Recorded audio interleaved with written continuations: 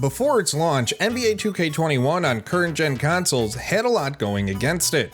With the 2020 pandemic and next-gen systems right around the corner, gamers had no idea what to truly expect.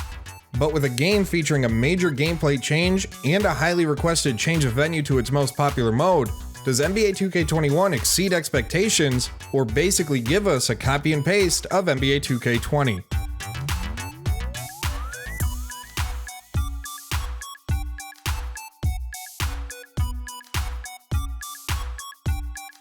You can't begin to talk about NBA 2K21 without mentioning the change to the shot meter that has the community up in arms.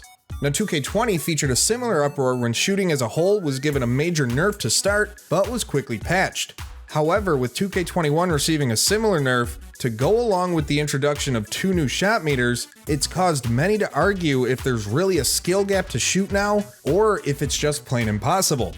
Many have stated that gaining badges or the novel idea of shooting with guys who can actually shoot does help. But one thing's for sure, the story of 2K21 shooting is long from finished.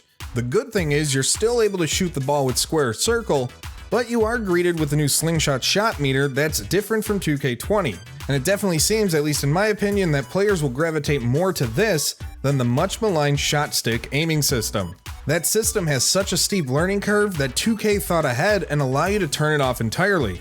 I worry though, like with many innovative features in other sports games over the years, what the actual staying power of the aiming system beyond 2K21 is if people just flat out won't use it. Just look at what happened to the Vision Cone in Madden back in the mid-2000s. Now, while shooting has been a roller coaster of emotions, you can say, the dribbling system and the revamped right stick to perform more dribble moves has been a major win. Certain dribble moves are quicker and make me feel like I'm able to be a lot more creative with them. While I quickly touched on it, revamping the Pro Stick was a genius move, where accidentally shooting while trying to perform a dribble move with the right stick is pretty much a thing of the past. Another big positive in the gameplay department has been the paint defense by AI defenders, maybe becoming even on the verge of being too overpowered. 2K21 forces you to think twice before you mindlessly drive into the paint with your eyes closed. Defenders are much more likely to pop the ball free, reach in when you least expect it, completely stonewall your drives, and block your shot so bad you'll question your whole existence. Now, on the other side of things, on-ball defense has taken a step back, solely for the fact that it feels like once you plant your foot, it feels as though something's grabbing you for a split second before you can change directions. The annoying body steals, while toned down a bit, are still present in the game, which is a bummer, and still seem to be the optimal way to take the ball from your opponent. Moving around the court in general just feels like I'm sliding more often than not, while not giving much resistance to the ball handler, as if the sensitivity of moving side to side was cranked up. But as a whole, playing against the computer brings such an enjoyable experience in 2K21 as we move more and more away from it feeling like you're playing the computer as opposed to feeling like you're playing an actual person.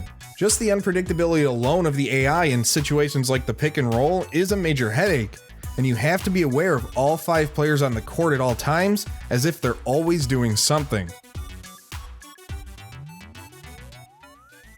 No matter what I do, Coach, Alex Williams, the fans, they're on me. Good or bad. The Mycareer story is once again packed with big-name actors like The Wire's Michael K. Williams and PS4 exclusive Detroit Become Humans' Jesse Williams, as they continue to strive to put together a real basketball production in their storyline. While there has been the removal of some filler aspects of the mode, the inclusion of college teams is a welcomed addition. However, the high school part felt a bit longer than I would have liked, and a few questions do go unanswered that I generally wanted to know. Now, the other big experience in NBA 2K21 is, of course, the neighborhood. What's actually in the neighborhood has been mostly unchanged for this as far as venues, the My Player attribute, animation, and badge upgrade systems. The neighborhood, however, did get a much needed aesthetic overhaul in the form of the renamed 2K Beach. With the vibrant colors and bright lights, fans finally got the upgrade many were hoping for. What's more is that the annoying conversations when you enter stores have also been removed, but traveling to these stores is going to take a bit more time to get to. For My League and My League Online, those remain largely the same, and NBA 2K kinda suffers from peaking too early with this mode, where the only direction it can really go from here is down. Thankfully, that hasn't happened. The amount of depth in this mode is truly awe-inspiring for any sports game online franchise mode of sorts, and makes one hope that a certain maker of football games could someday have this kind of depth to its online modes. With the other league involved in the game, the WNBA, that league also returns this year with its very own season and playoff modes. Unfortunately though, there's still not much depth to the league and you still can't create a female MyPlayer.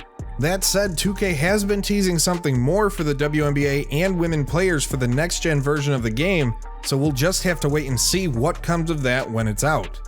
Now the mode I've been most impressed with has been Myteam, as it's arguably the best version of Myteam to date. It's a complete overhaul of everything you've come to love about the mode. Myteam Limited gives players another avenue to play, with fun restrictions on the lineups you can put on the court, and awesome rewards to come out of it. Being able to simply apply badges to your players is something I've personally missed with Myteam, and the mode pretty much throws rewards at you constantly, giving no money spent players plenty of avenues to build their team. Unfortunately though, there's always a dud with the modes, and one of the worst modes in 2K20 returns completely untouched with MyGM. And that's really all I'm going to say about it. Welcome everybody to another presentation of the NBA live on 2K Sports. The easiest area to attack NBA 2K21 is in its lack of a presentation upgrade. We get a more minimalistic main menu screen now, but when you load into a game, you would have to be a wizard to be able to tell the difference between the last two installments. The lines the announcers say, for good reason mind you, are the same, and stat overlays are an exact copy and paste. Aside from a few face upgrades and hair updates, if you were to judge 2K21 solely from this, it's pretty much the exact same game and would earn the moniker of NBA 2K20 and a half. Hey, Junior, listen, I asked you to step up and be a leader. That's exactly what you did. Your dad would be proud, man. While you almost want to give NBA 2K21 the benefit of the doubt due to circumstances and grade it on a curve, the fact that it's still $60 says otherwise. Under a tough situation, the game plan was evident from a development standpoint.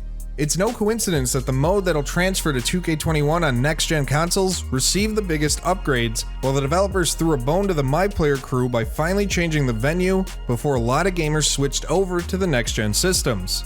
While the demo of the game did lower my expectations, admittedly because of the copy and paste presentation, NBA 2K21 is enough of a change from 20 to stand on its own. Though a balancing of shooting and paint defense could ultimately decide how I feel about the game come December, 2K didn't take its current gen user base for granted, and it gives players another solid basketball simulation to justify the $60 price tag. For more NBA 2K21 and sports gaming content daily, subscribe to Sports Gamers Online and turn on your notifications so you never miss any of our latest videos. And as always, visit our website at sportsgamersonline.com.